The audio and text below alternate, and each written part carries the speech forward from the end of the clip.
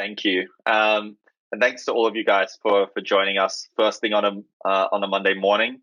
Really appreciate you guys making time for us out of your busy schedules. Today we're going to talk about e-commerce and the role that conversion optimization plays in digital strategy for e-commerce businesses. I think that there's, generally speaking, conversion optimization is one of the areas that's perhaps more overlooked when people are building e-commerce strategies, and it's also one of the areas that is going to be easiest for you guys to actually double or triple your business. So really excited to be talking to you guys about this today. So in terms of how the day is going to run, this is the agenda. So we'll start. I'll tell you just a little bit about Yoghurt Digital. I imagine some of you guys haven't heard of us before, so give you a bit of background. Then we'll talk a little bit about what conversion optimization is, understanding that everyone has got varying levels of experience and exposure to conversion optimization. So I'll go through a few facts and figures. And then I'll actually walk you guys through the research and experimentation process in the way that we would run it, and give you guys some tips for your own businesses. And then after that, we're actually going to do a more interactive component around auditing your own site. And we're going to give you a whole bunch of factors that we usually use when we analyze websites. And we're going to get you guys to score yourselves to see where you're sitting and where some areas of opportunities are. And then we'll wrap up with questions. There is the ability to ask questions through the system. Please feel free to drop questions in as I'm going along. I'll probably come back to all of the questions at the very end of the session, because it's possible some of the questions will get answered as I go along. So don't necessarily want to break flow. But we've got plenty of time at the end for Q&A. So the order in which the questions appear is the order in which I'll answer the questions at the very end. So definitely jot them down so that you don't forget them. So a little bit about Yoghurt. So Yoghurt was started 7 years ago, and it was started on the premise that not enough businesses are actually listening to what their consumers expect from them. We believe that in its most distilled form, data is the voice of your customers, and it is the most underrepresented voice in most decision-making rooms. Most of the time you hear decisions being made by opinion or by personal experience, or sometimes you may have heard of the term HIPPO, highest paid person's opinion. We've all been in those types of situations. But Yoghurt was designed and built to represent the voice of the customer in those decisions. And so our tagline as an agency became a love affair with data, not opinions.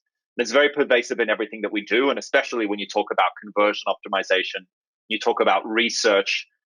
We're really here we're Switzerland. We're neutral. We're just here to present the numbers and the facts as they sit, and to give you guys all the information that you need in order to grow your business.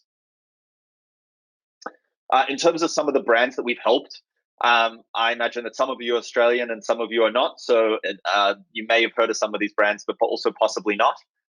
In the e-commerce space, we've been lucky enough to work with somewhat of a who's who in Australia. We're very proud of the fact that in 7 years, we've worked with like some of the big four banks. We've worked with major e-com players. We've worked with some of the largest insurance companies in the world. We've worked with charities, education. And the reason that we've been able to do that is coming back to our ethos of a love affair with data, not opinions, is by following that process, by following that methodology, we're actually able to work with brands of all shapes and sizes, because we constantly follow what the numbers are telling us, what the data is showing us.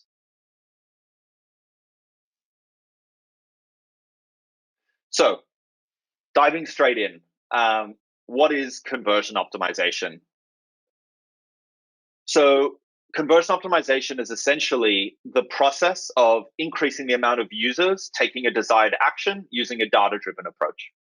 So each of you is going to have a goal for your business. Each of you will have a goal for your website and something that you wanted to achieve. Now, even though you might be an e-commerce player, perhaps you also want people to sign up to a newsletter. Maybe you are a financial institution and you want people to download a white paper because that forms a part of your conversion funnel. Whatever it is that you want people to be doing on your website, conversion optimization is the process of getting people to take that action as long as it relates to your business goals. So why is it important? Why bother? Why bother with conversion optimization at all? Well, there's four critical components. First of all, consumers visit websites every single day.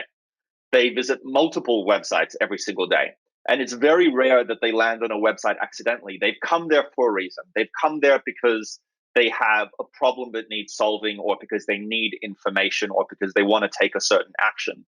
But many websites, and I'm sure you've all experienced this, sometimes make it annoyingly difficult to actually get to that endpoint.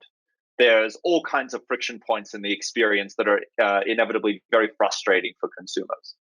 The second reason that conversion optimization is important is that brand loyalty is actually at an all-time low. There were some really interesting studies done. It was specifically in the e-commerce space during the COVID period that said that up to 70% of consumers were now open to trialing new brands. And the reason for that is that they were sitting at home with not much else to do.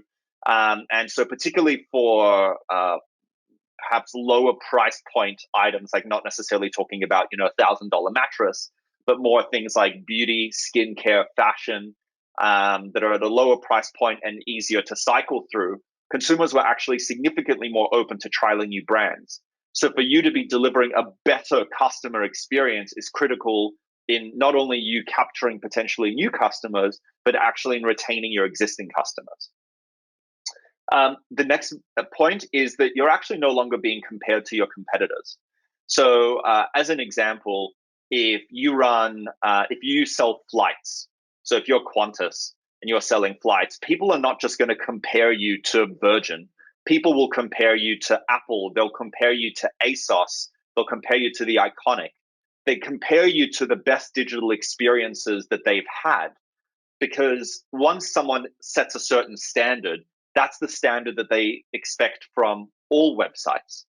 And so if you're looking at your competitors and being like, well, actually, I'm much better than all of them, so I'm just going to chill out and let that be the case, you're doing yourself a disservice, and you're leaving the door open for someone to come in and overtake you.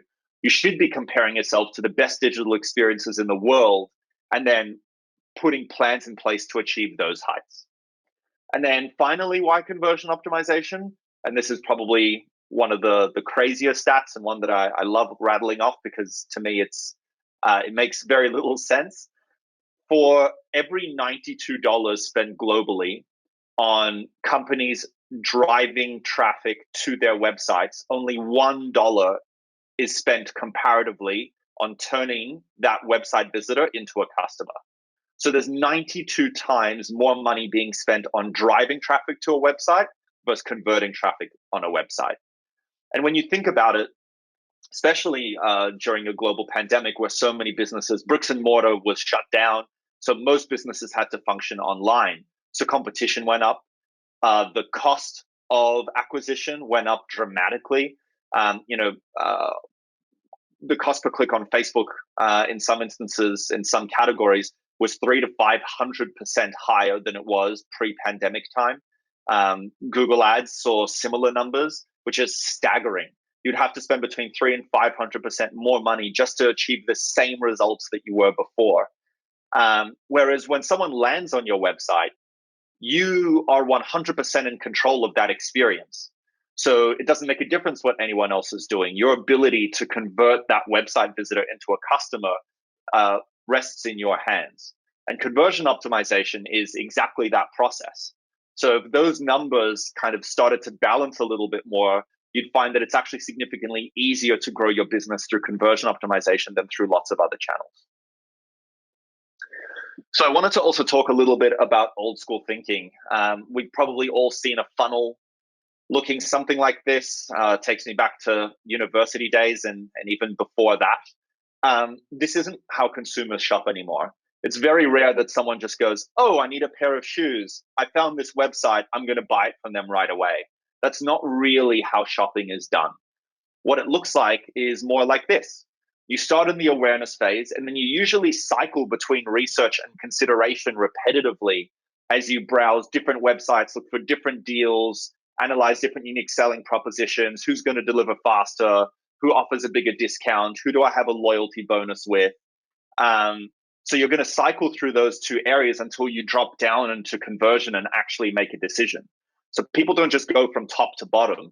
It's more cyclical than that. And so digital experiences need to start matching this way of shopping.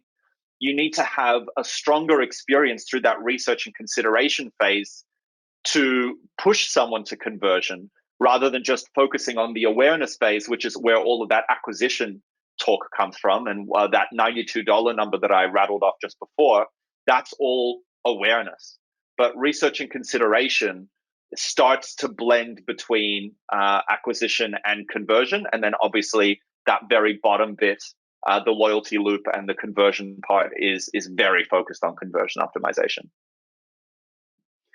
So that's a little bit about what conversion optimization is and why it's important. Now I'm actually going to talk you guys through the process. Now, I want to asterisk this by saying that every business is actually different.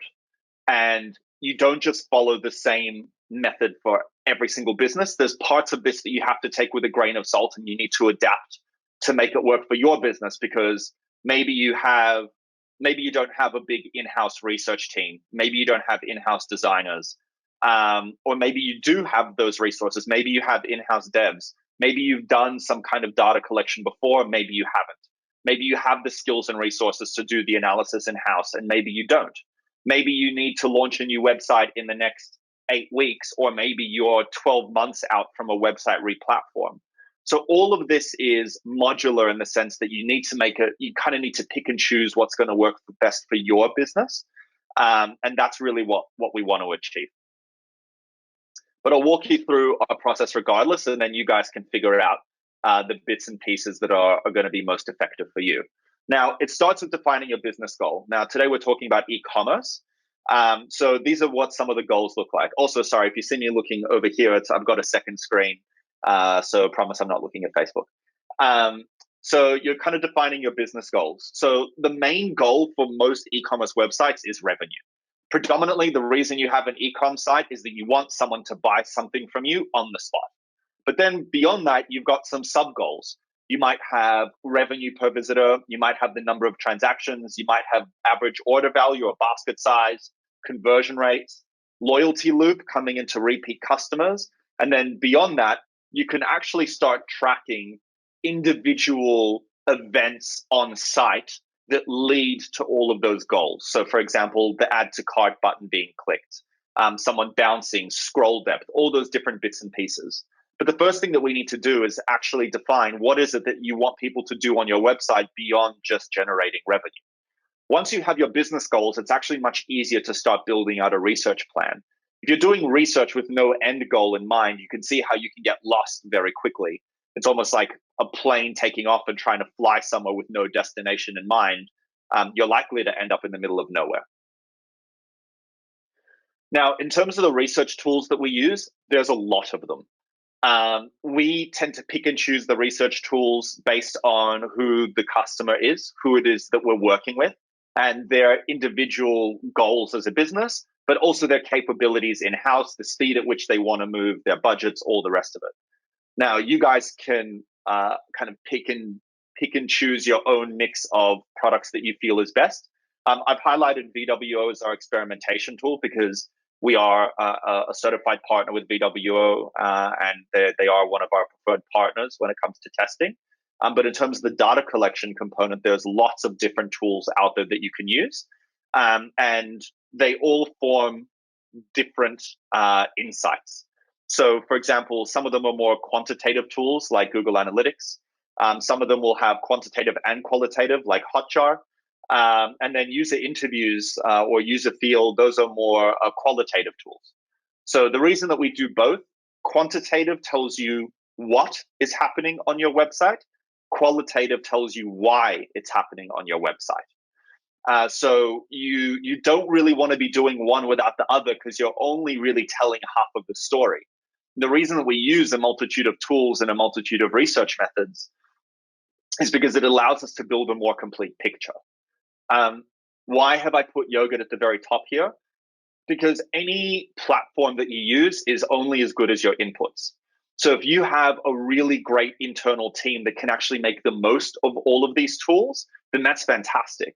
But we have also seen time and time again where brands will invest heavily in, tools like Adobe Analytics, which is very expensive, or GA360, and then they don't have the resources in house to actually spend the time analyzing what's coming out of these tools. They don't have the skills to build and execute a research plan.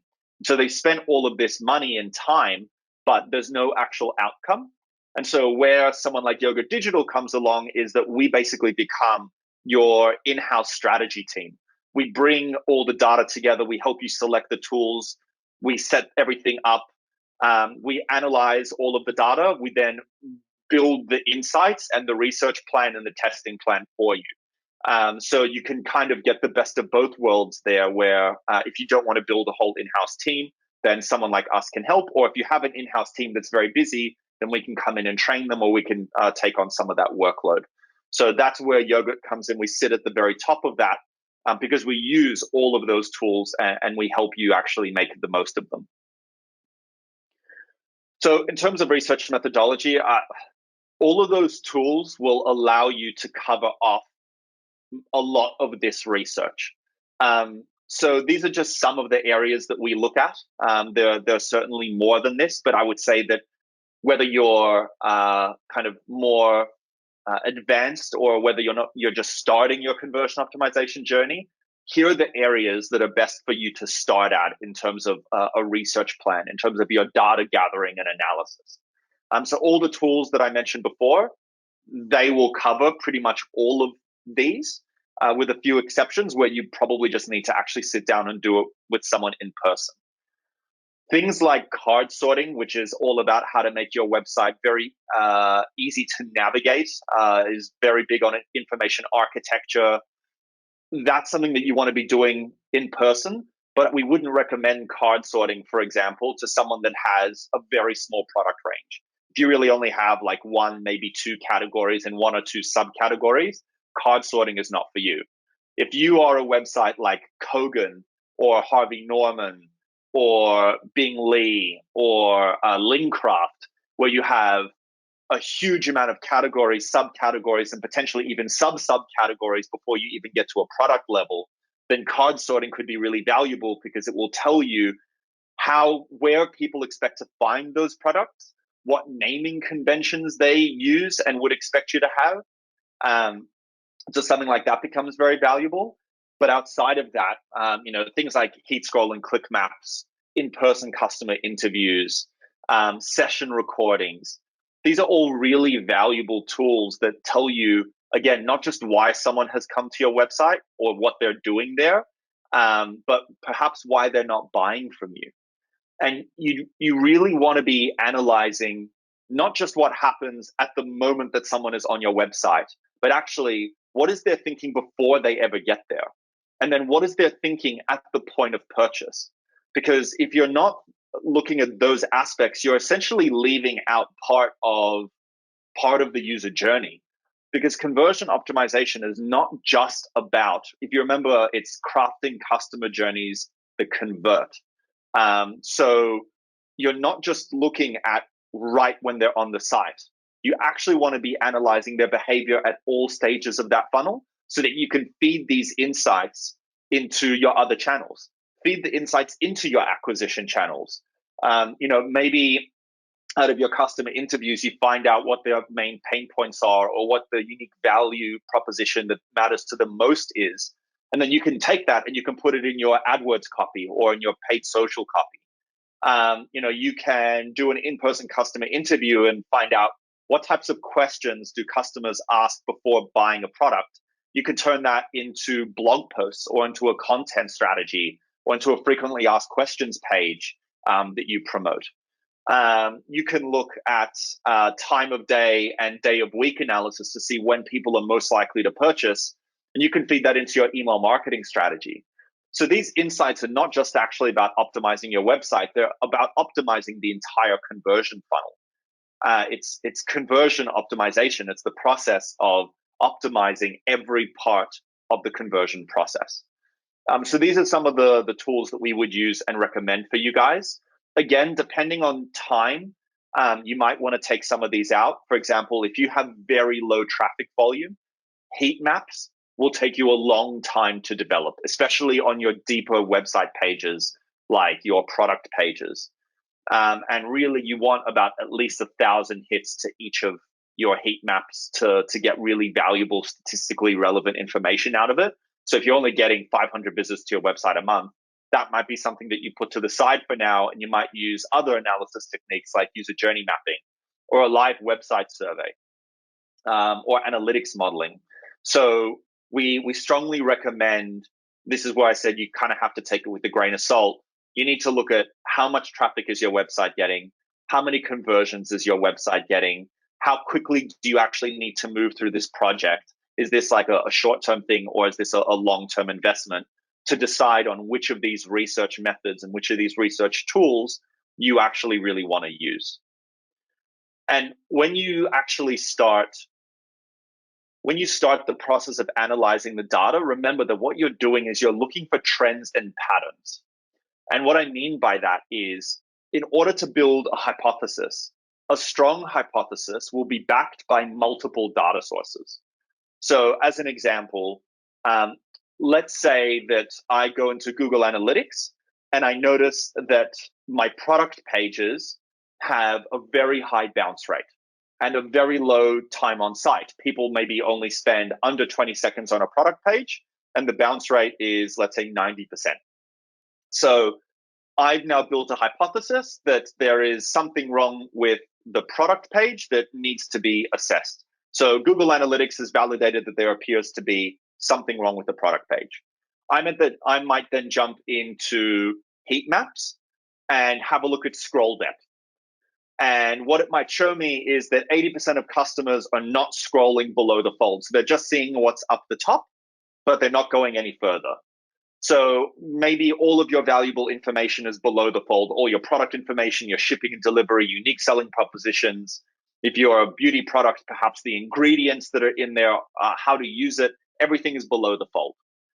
So then from there, you might say, that's a little bit strange. Why is no one scrolling? And so then you might go to session recordings and watch how people are engaging.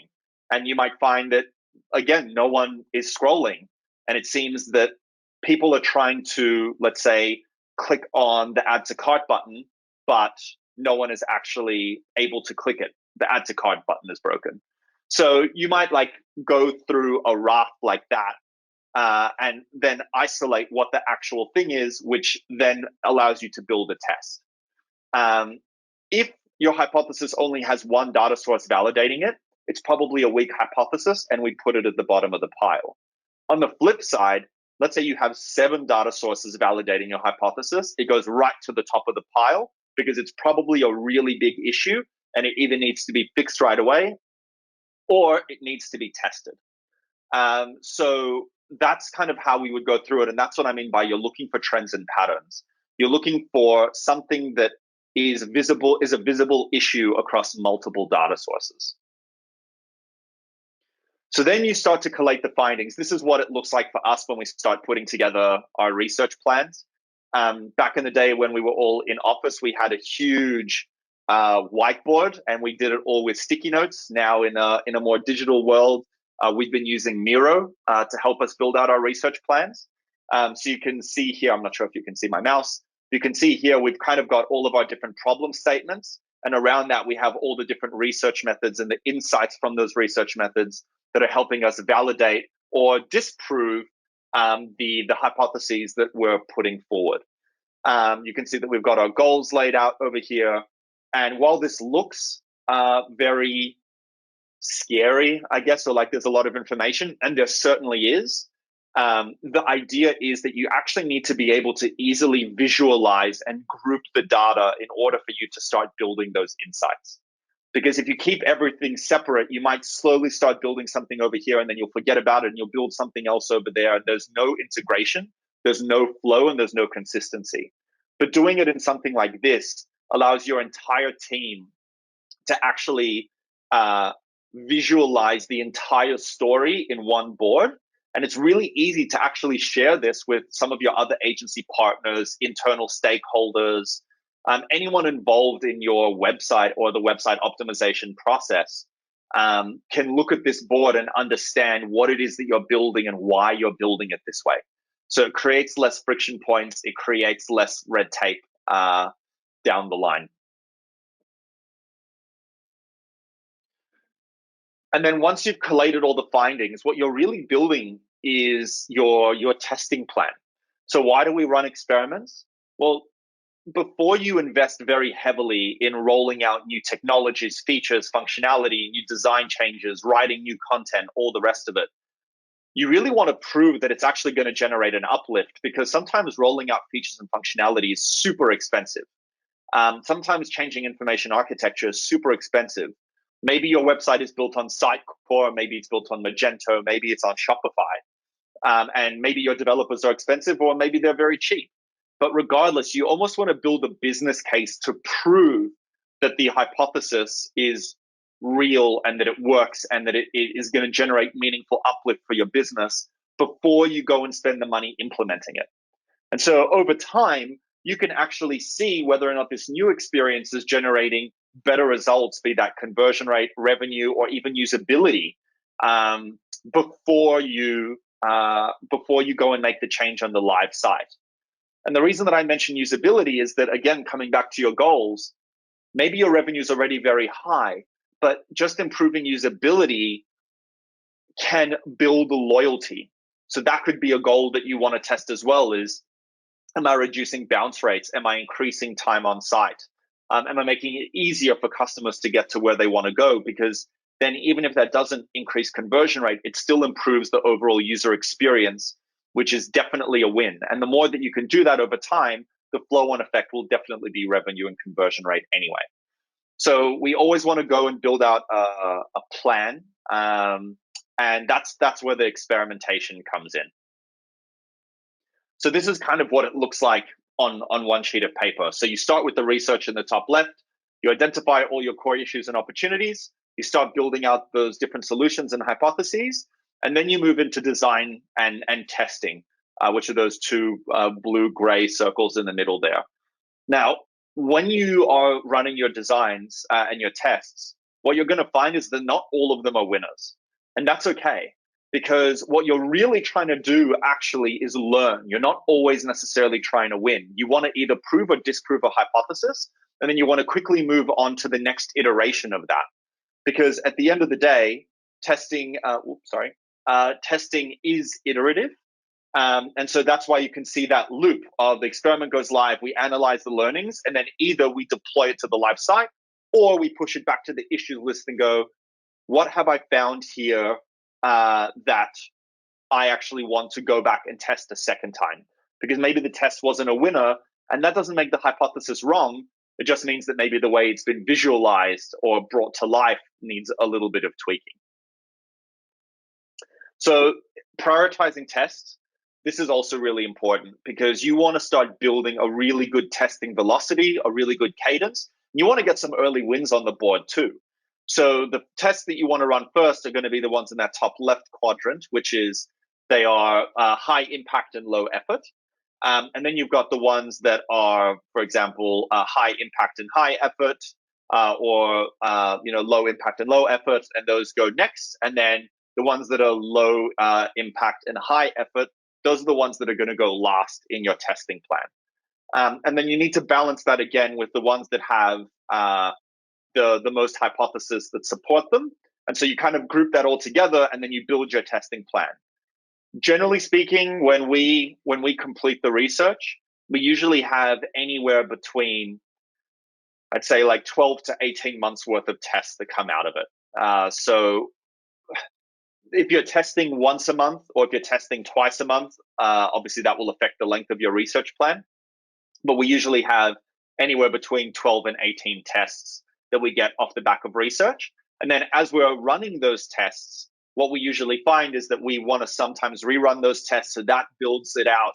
And then we're also redoing the research, because after 12 months, you may have run so many tests and changed your site so much that you now need to redo the research again, because the old hypotheses may no longer be relevant.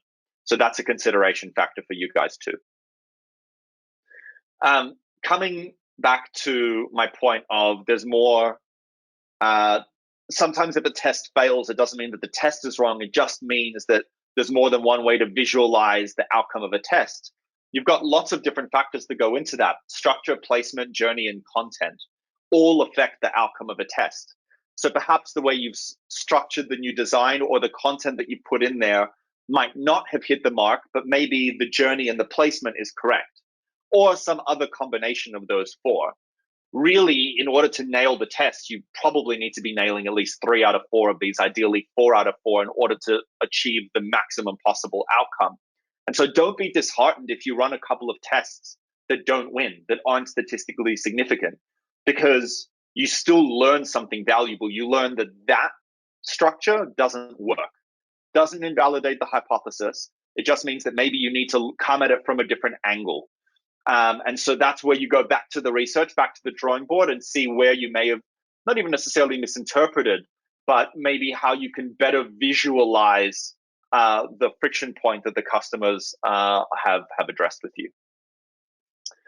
So yeah, just remember, like, this is probably going to be more for stakeholders than people who are actively involved in the project day to day. Because in our experience, you guys who are going to be really running lead on these projects, you're already very heavily invested. You're going to want to move fast. You're going to, the Silicon Valley way, move fast, break things, right? The reason they do that is they want to learn and iterate and grow. And you guys will probably want to do the same. You'll be excited by the research and you'll want to test and keep things moving. But you'll find that there'll be certain stakeholders who will come in and they'll say, oh, but this little bit, I don't like this. Can we change that? There's I can't name the name of the company, but we spent 12 months waiting for one company to internally review the button color that we had suggested in our A/B test, because it had to go through so many levels internally because they just removed that color out of their brand guidelines. This is a huge organization. This isn't like an e-com brand. It's a massive company, and had to go through multiple levels to find out if we could test with the color that had been taken out of the brand guidelines just 2 months beforehand. And it took us 12 months to get to a no. They said no in the end. To us, that's insanely frustrating because we're sitting there saying, this is actually something that's going to be really important. And it formed part of a bigger test. We weren't just testing the button color, but the whole test got rejected because of that one aspect. And that's a very extreme example, and I certainly hope that doesn't happen to you guys. But you need to be able to get your stakeholders to stop nitpicking, because you can always refine later. It's not about perfection. It's about learning and the journey. And you might find that that test is a winner, even without all of their nitpicking. And then if it is, you can still refine it again and you can test again with the aspects that they want. But don't allow tests to be held up for long periods of time to try and get what someone else thinks is perfect, because it's not about what that stakeholder wants. It's about what customers are telling us. And coming back to that data over opinions, just always come back to that. Don't try and argue on that one point. Just come back to, but this is what our customers are telling us. So that's why we're testing this. And that's a really, really important aspect of stakeholder management with conversion optimization. So coming back to the fact that it's an iterative process, this is what it might look like, right? You'll run your first round and your variation will win. And so then you'll say, cool, let's upload the new variation, let's deploy it to the live site, and then let's go to the next iteration of that. And then you might find that the new product page that you designed on top of the one that just won doesn't win, because that new iteration doesn't work. And so then you go to the next iteration where you test new versus old again.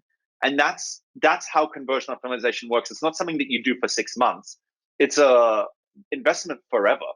The optimization process never stops.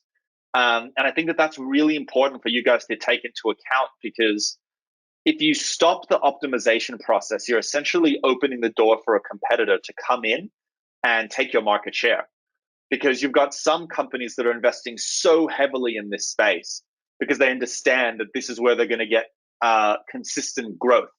And it'll be death by 1,000 paper cuts, because they'll constantly be improving their experience and you'll slowly fall further and further behind because you're not trying to push the envelope, because you're not trying to take things further. So in order for you to get better at predicting buyer behavior and what consumers expect from you, this has to be a constant iterative process where you're always learning and you're always trying to make things better. I know this seems obvious, but really the easiest way to grow your business is by asking customers what they want and then giving it to them. And conversion optimization is just asking your customers actively what they want and tracking those behaviors, and then putting together a testing plan that addresses that. So if you come back to that quadrant, the high impact, low effort, that's really giving the customers what they want.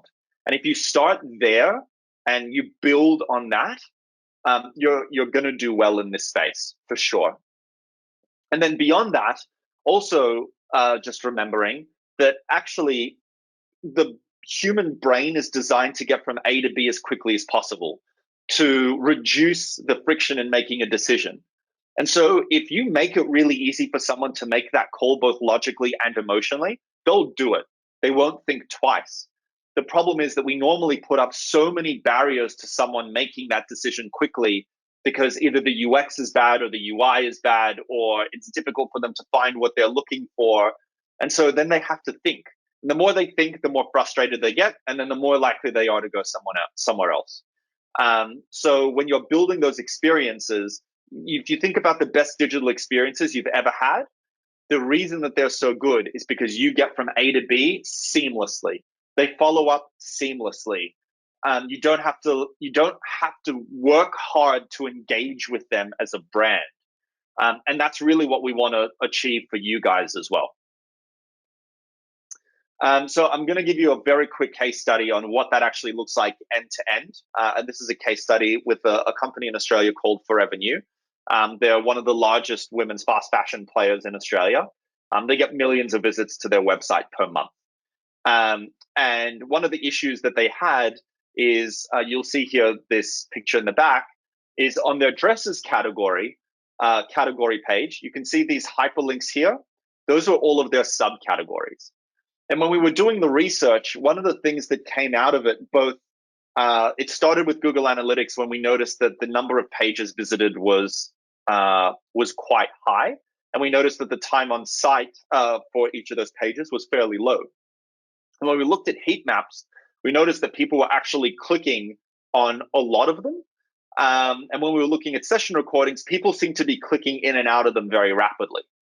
And so we went, all right, something seems to be wrong here. And so we took it into the customer interview stage. And what came out of it is that a lot of women who were looking to purchase a dress didn't understand where to go to find the product they were looking for, because what's the difference between a formal dress, a cocktail dress, an evening dress, a dress for the races? There just seemed to be a lot of overlap. And so they were going in and out of all of these subcategory pages looking for the product that they wanted, not finding it, getting frustrated, and then leaving. And so what we decided to do is create a new visualization, which you see here, which is we took all of those hyperlinks and we visualized them. So instead of making people think about where their product is, we actually showed them the type of products that are in each of those subcategories so that they could more rapidly find the product that they wanted, which make them more likely to purchase. But beyond that, it also would help increase basket size because people were spending less time looking for products and more time in the places where they felt like they could actually get some value and actually find the product that they wanted. So we launched this test, and over an 8-week testing period, we saw a 26% increase in conversions, and they made about $160,000 in additional revenue over that 8-week period, which if you annualize that over the course of the year, it's hundreds and hundreds of thousands of dollars. So we were really proud of that result. And beyond that, we also noticed that on the new design that we put forward, the heat map over those visuals was blinding. So many people were using it, especially on mobile, because people could scroll using their thumb to find the products. So that's kind of like an example of how we went from research to hypothesis to test to outcome. And that's kind of what we what you guys will want to be doing on your end. When you start doing that research, you'll start to build out those types of hypotheses, and then it'll be up to you on how you visualize and implement those changes. So that's a little bit about the process. I hope you guys have been finding this valuable so far. Again, just a reminder to pop your questions in if there's something that you want to ask. But right now, we'd like to do an interactive component. And what we're going to do is I'd like for each of you guys to open up your website in a different tab, because we're actually going to be auditing your website live. You guys are going to be giving yourself a score to see how you're going. And the way that we're basing this off is at Yoghurt we do a e-commerce UX audit that we've developed ourselves. As an agency, we've done over 10,000 hours of UX research now. We've audited over 50 e-commerce brands, and off the back of all of those learnings and all the tests and all the analysis that we did, we actually worked and developed our own set of 500 guidelines that are really important for any e-commerce business, broken out across the 11 core areas of any e-commerce website. And those 11 core areas are here. So what we're going to do today is we're going to take one element from each of those 11 core areas. We're going to get you guys to score yourselves. And then off the back of that, we'll actually see how you guys did. And then I'll wrap up at the very end with some final thoughts, and then we'll go through a Q&A. We've got about half an hour set aside for Q&A, so we'll go through all of your questions then. But to help me with this, I'm going to bring on Amy, who's the Senior Optimization Specialist at Yoghurt, and she's going to run you guys through this process. And Amy's the one that does a lot of the analysis at Yoghurt, so she's done this time and time again. You're in very good hands. Amy, over to you. Thank you, Michael. I'll just say mango for the next slide. Excellent. So if you have in front of you a piece of paper, or maybe just open up the notepad, this is how the scoring system will work. So I'll be reading out a couple of best practices, and if you don't have the element, give yourself a score of 0. If you partially have the element, but it doesn't meet all the requirements that I speak about, give yourself a 1. And if you do have the element and cover most of the aspects, you can give yourself a score of 2. And at the end, Michael will have like a little summary of the results to explain, how you guys went. Mango. Mango. Yeah, well, thank you. Cool. So first one is information architecture. So this is in regards to featured images. So when someone clicks through on like a featured image that is on the homepage or any other page on your site, it's typically because the imagery or maybe the offer on it has attracted their attention. And if the image has specific products, it's likely that these products have like captured their attention. So where, like, say in this example of IKEA, they've got like multiple items. When you click through, the actual products that are featured there are quite near that image, which in this case is directly on the page, or in some other cases it's on the following page after. And why this is really important is because if somebody's captured their attention in one place, making it easy for them to find the products in the next location is quite critical in terms of their navigational experience. And this is much more important on mobile, because the effort required to kind of scroll through multiple pages and different journey areas does increase with a limited space that they can view as well. So this is definitely an important aspect. And through our research from the Baymard Institute studies, they found that 9% of people actually get this wrong. So with that being said, give your score of yourself a 2 if you feel like your website does this. If you don't do it, give yourself a score of 0. Or if you kind of do it, maybe you feature some products, not all of them, give yourself a score of 1. Next slide, please, Michael. Cool. And this one is about the homepage, and it's regarding category navigation, but it can also apply to other sub pages as well. So categories on the homepage should be a good representation of the types of products and services that can be found on your website. So these would typically also sometimes can be found in your main navigation, and a key element is essentially not to repeat them too close to each other if it can be quite viewed quite simply. So in this example of Vodafone, they have their key products down the bottom, where it has monthly phones, SIM-only deals, etc., and then they group it all together in the shop. So it can be accessed in both ways. But the idea of featuring these products like this on the homepage provides a user idea of what's being offered, and it gives them a quick way to jump into particular categories, especially the most popular ones that are relevant to their needs. So again, take some time to give your score of 0 if you don't have this element, 1 if you maybe have some of the categories on your page, or maybe just a top featured one, and 2 if you have the majority of them listed there. Mango. The next one comes down to site search. So 60% of people get this one particularly wrong, and that's in regards to search handling non-product searches. So if you go to your website and you type in, say, shipping or returns, some sites will return back 0 results because it's looking for products or maybe particular categories. But search is actually a lot more than that. It should really cover your whole site. So adding items like that should be able to return results. And in this example of Ted's cameras here, if you type shipping into top of their navigation, they separate the categories in the pages that contains this information, so it doesn't become a little too cluttered around, for the products available. And it also kind of lists for the products, the items that have free direct shipping as well, as an added benefit, which is a nice unique selling proposition for them as well. So have a check of your website if you don't remember, and give yourself a score accordingly for that one. Mingo? And product listing pages. So 90% of people don't get this right, and that's to include a descriptive blurb at the top of the page.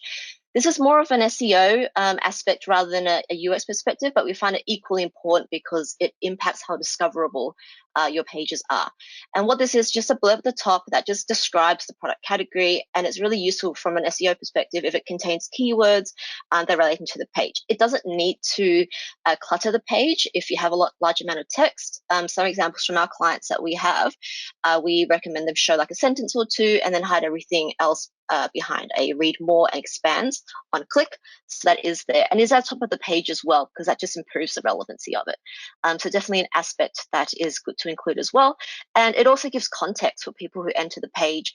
For most e-commerce like categories, hopefully it's quite self-explanatory, but if you have a very niche product that may not be very clear right away what it offers, that product description is just an extra level of clarification that users can have as well.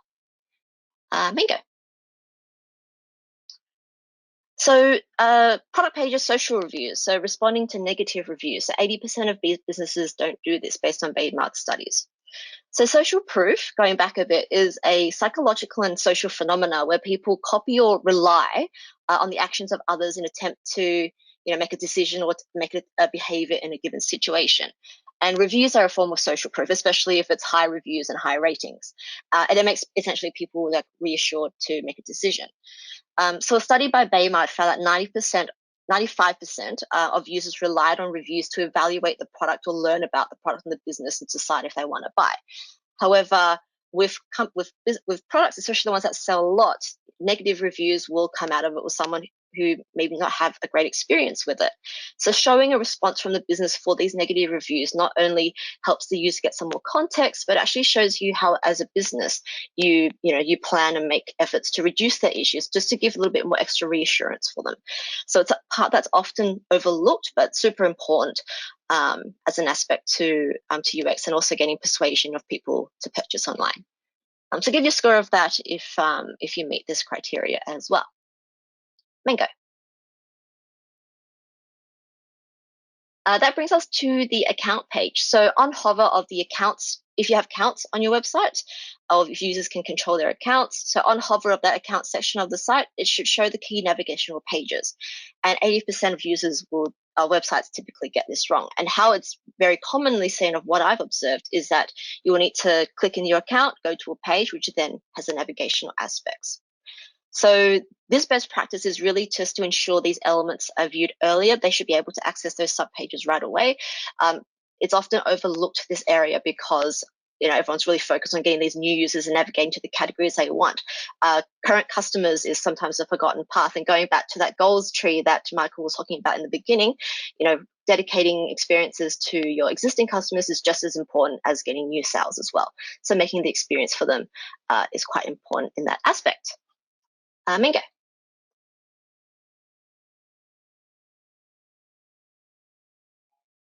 Sort of a delay there.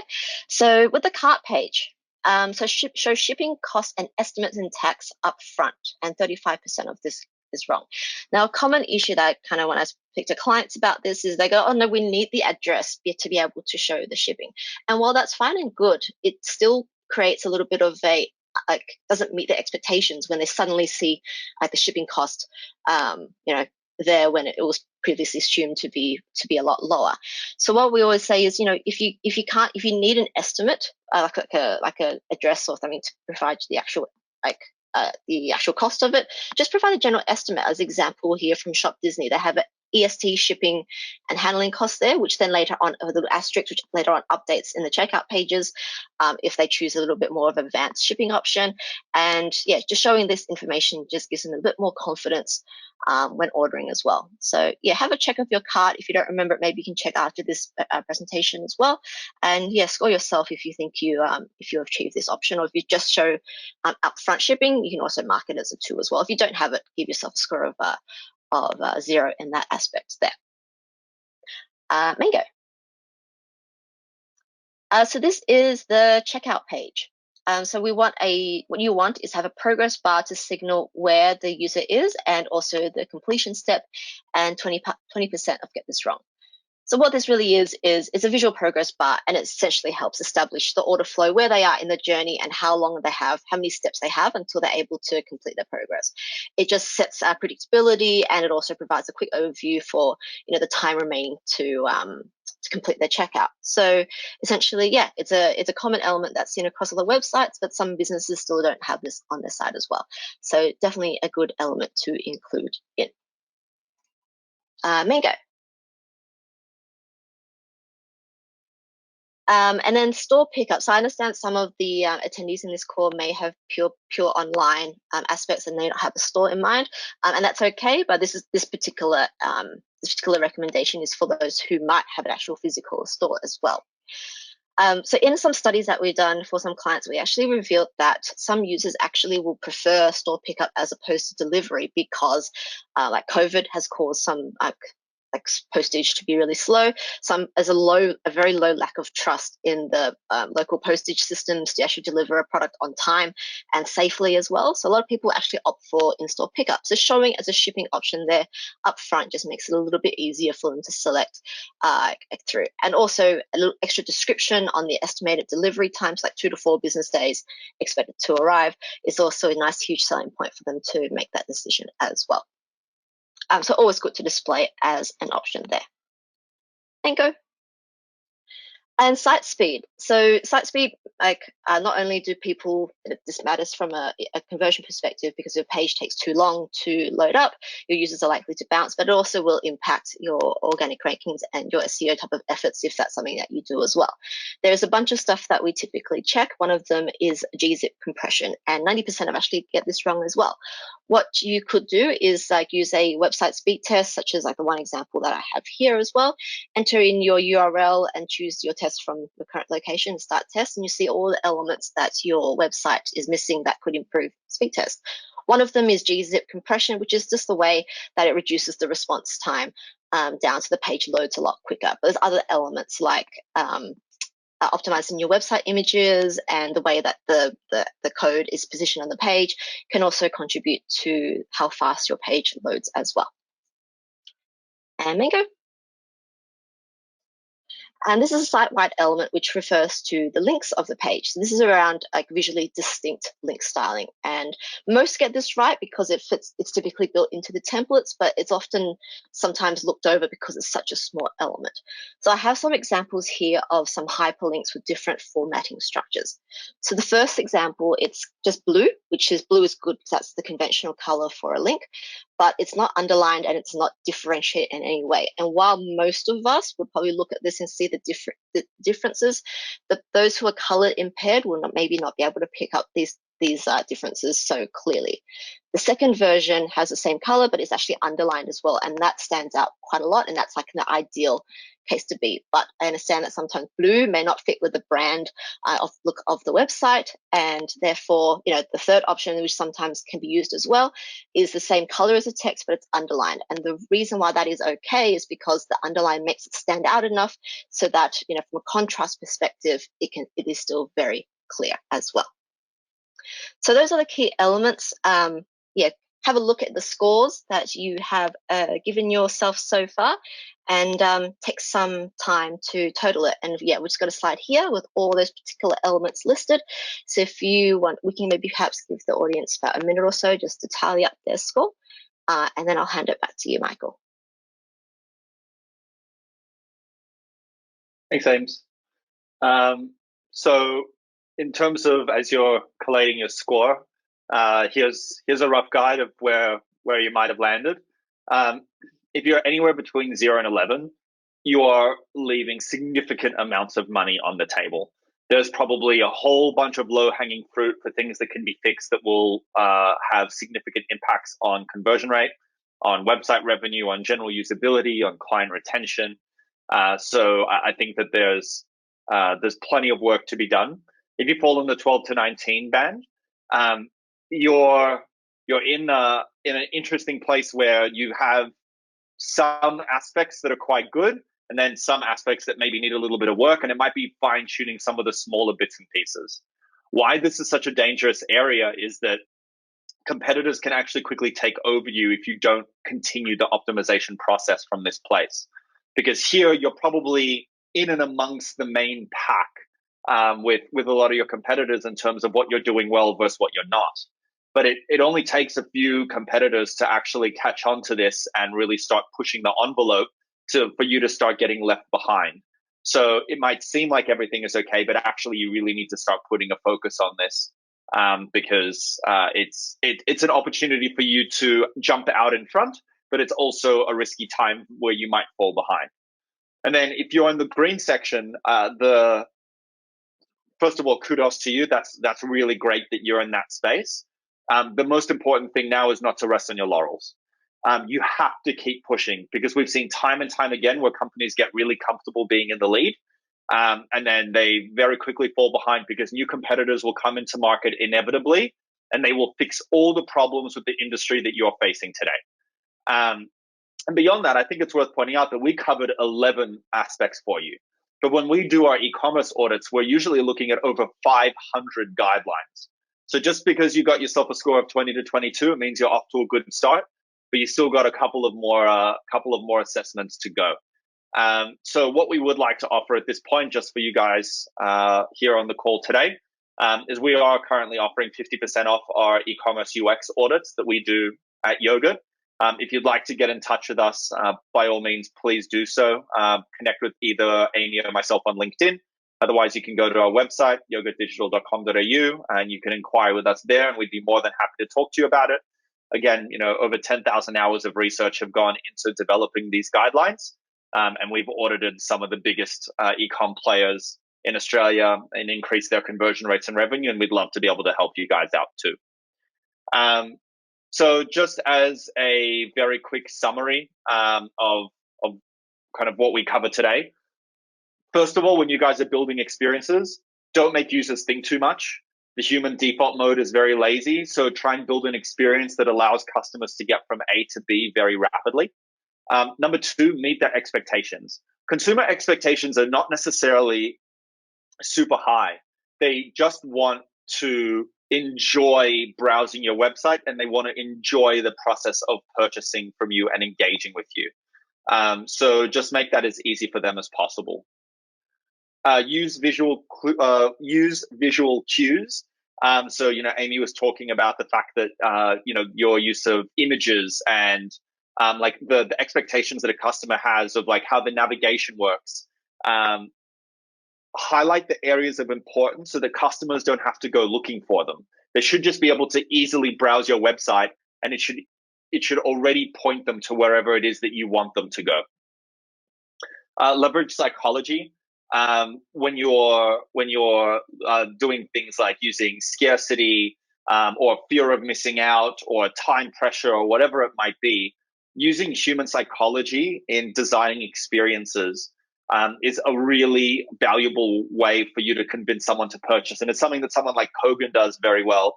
For those of you that know Kogan back in the day, I'm not sure if they're still doing it now, but they used to have the countdown timer.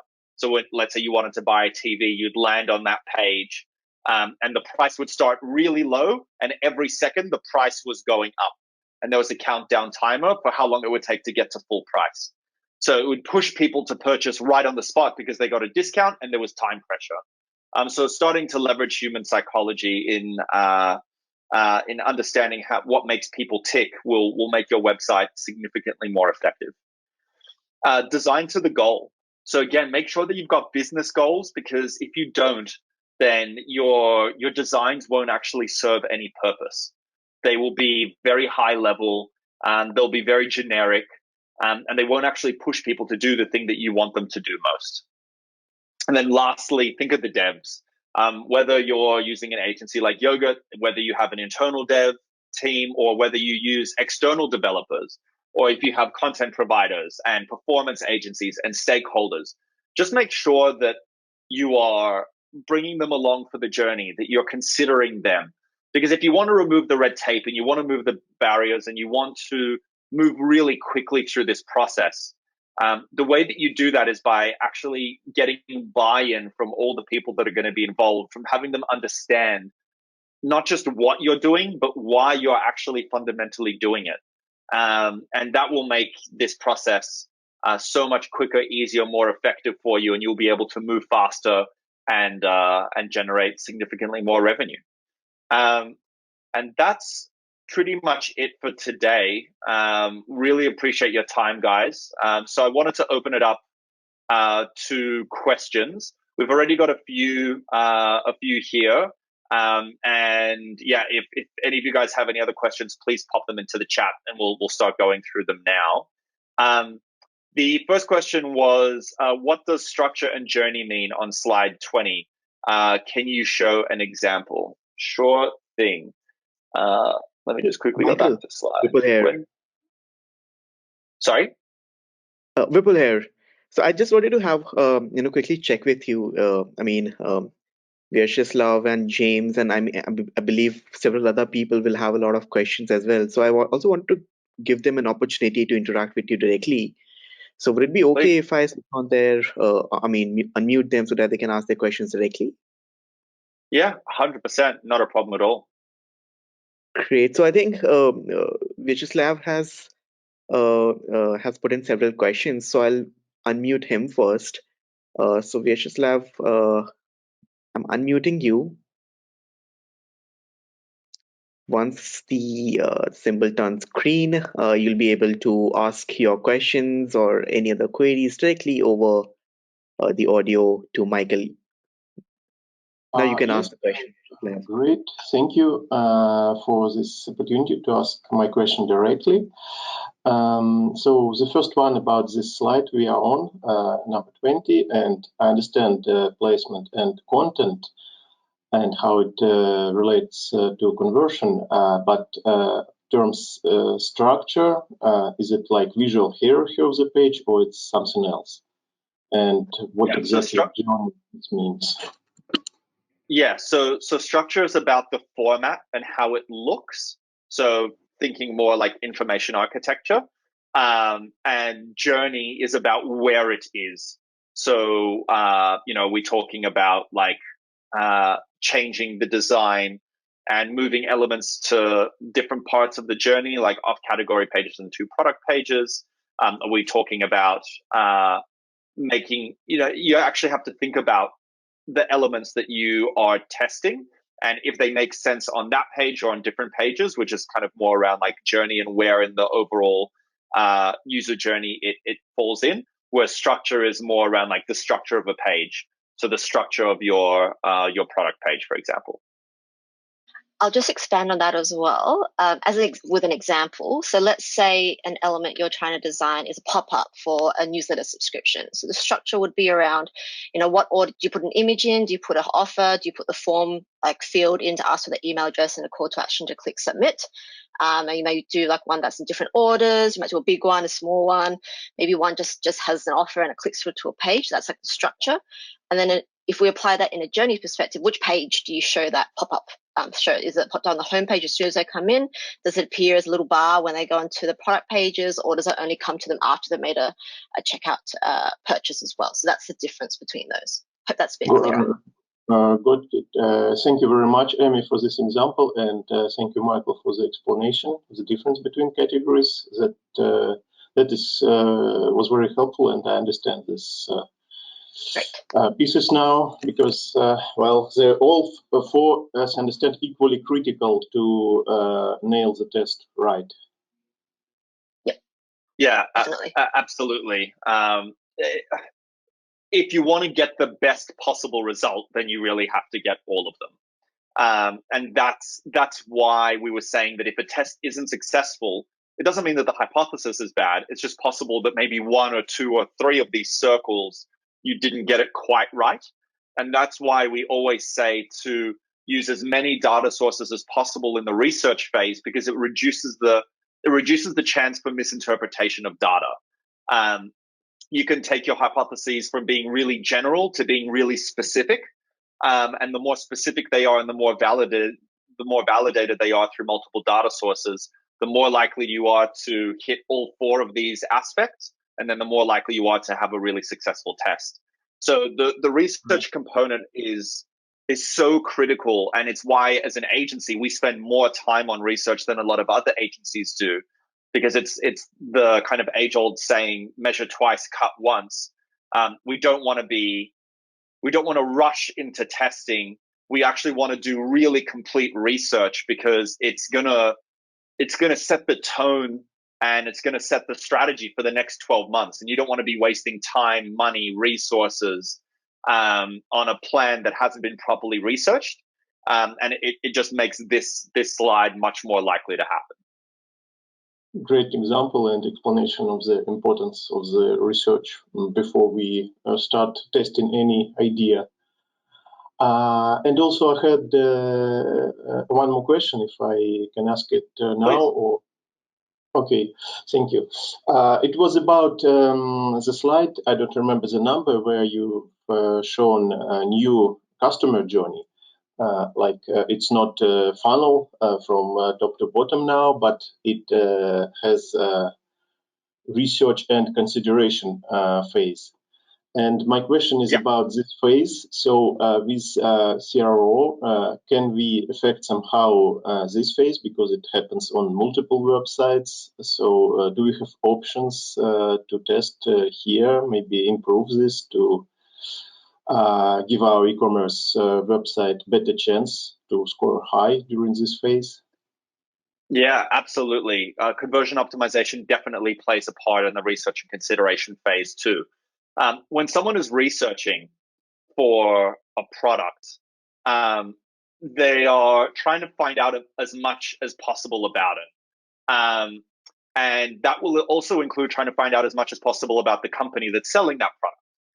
So if you think about, I'm thinking about a specific case study for one of our clients that are, they sell a beauty product.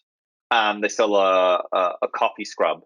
And what we found is that when customers are trying to decide on whether or not to buy a product, first of all, they want to know what ingredients are in there, because they want to understand what it is that they're putting on their skin, and they want to make sure that it's safe.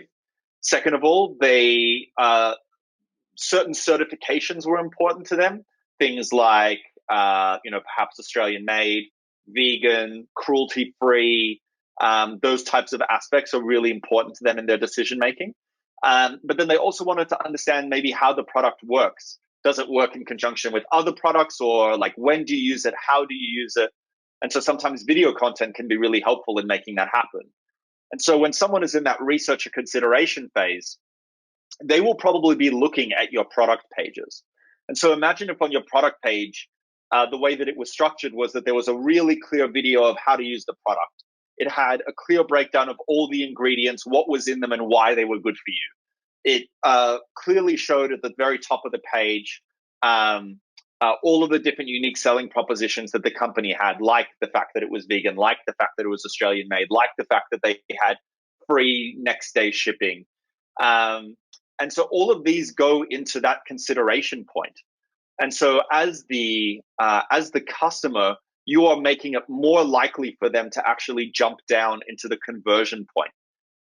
So I don't know if that makes sense in terms of giving the example, but content placement, images, videos, unique selling propositions, information architecture, navigation. All of that affects the ability for someone to go from research to consideration to conversion. So in order to get to conversion, we actually have to be very heavily influencing consumers at the research and consideration phases. Thanks, Michael. Thank you so much for answering Vishaslay's questions. I hope that answers your questions as well. Moving on to the next participant, James Carmody. I'm going to unmute you and you can ask your question directly to Michael now. Hi, Michael. Great talk so far. I had there was a slide about checkout steps, and I was wondering what the difference is between, I guess, conversion optimization on a one-page checkout versus a multi-step checkout. Yeah, good question. This actually also affects the platform that you're on, because, for example, if you're on Shopify Community, you don't have the opportunity to optimize their checkout flow. It's basically built as it is, and you can't change it. And the reason that it's like that is that Shopify deems that they've got the best checkout experience in the world, and it's hard to argue with the biggest e-commerce platform in the world on that front as well. Where you might see some optimization points happening on a one-step checkout is it heavily depends on the product that you're offering. Because if you're just selling white t-shirts, then there's not too much that you're going to be asking of a customer that they wouldn't be expected to be giving over, right? You're going to be giving your address, your email address, your phone number, that type of thing. Where your checkout might need more customization is if you are developing custom products. Like, for example, we've got a client that sells magnets, and so magnets are heavily affected by shipping and postage because they come in all different shapes and sizes. You can also build custom magnets, so that might affect your checkout process and what that looks like. You might have a travel website, like, again, using Qantas or Expedia as an example, where there's lots of different aspects that you need to take into account before someone actually hands over their money. What you're usually looking for in a checkout process are several things. Number one, if it's multi-step checkout, and I mean more than like 2 or 3 steps, having a very clear bar that tells people where they're at in that process. And number 2 is if you have a checkout process that's going to affect shipping, we touched on that aspect as well. And so I think you just really need to make it very clear for customers what it is that you're going to be optimizing, what you're going to expect from them. Because what you're really optimizing in lengthy checkout processes is usually the number of form fields. That's the thing that most people get stuck on. So you can use a tool like Formissimo, for example, which basically tracks all of the different form fields through your whole checkout process. And it tells you where people are having issues, where they're spending the most time, but also where they're dropping off. So if you have an overly complex checkout process and you're asking them lots of different questions, something like that will actually help you identify what the inflection point is from someone being like, yep, I want to buy from you, to I've actually changed my mind. So I don't know if that answers your question, James, but yeah, like if you've got a single step checkout, then it's likely that you're selling really simple products anyway, and you probably won't need too many changes made. But if you have a lengthy checkout process, then there's definitely tools that you can use, like a Formissimo or even a Hotjar has some of that. And you might want to test, for example, removing some of those form fields and asking them in a follow-up email afterwards as a way of creating an account, versus maybe like how important are those form fields pre-purchase. I might expand on this as well, just on Michael's topics for the research. What you might also want to do is have a look at, if you have analytics installed on your checkout pages, have a look at if there is a drop-off rate at your checkout page. And like if you have one page, like is it high? Is it considered high? I think the average from industry is about anything 60% and below for a dropout is actually okay. So if you're over that 60%, then maybe then you would go into having a bit more detail and consider, changing the structure a bit as well. And then from there you can use the heat maps and things that Michael suggested. The main thing is to find out, is there an issue first before kind of making the changes, so then you will spend a little bit less time and resources in design and development as well. That makes sense. Yeah, I'm using Matomo Analytics, which has heat mapping and session recording, where I watch people on my checkout all the time to understand where their concerns are. I guess from my own personal experience, I find that a lot of Magento websites especially have multi-step checkouts for even products that are not that complex, like buying an airline ticket or something like that. And they have multi-step checkouts, and from my personal experience, I feel like it is a big turn-off because I don't know what they want from me on future steps, where if it's just billing, shipping, credit card, standard kind of checkout, I feel like from my personal experience, it's better on one page. Yeah, exactly. And that's what the progress bar comes into it as well. Sorry, Michael. No. You said exactly what I was just about to say. Easy. Great. Awesome. Thanks so much for your question. Cool. So next I see Jonas on the list of questions. Jonas has 2 questions. So I'm going to unmute you now, Jonas.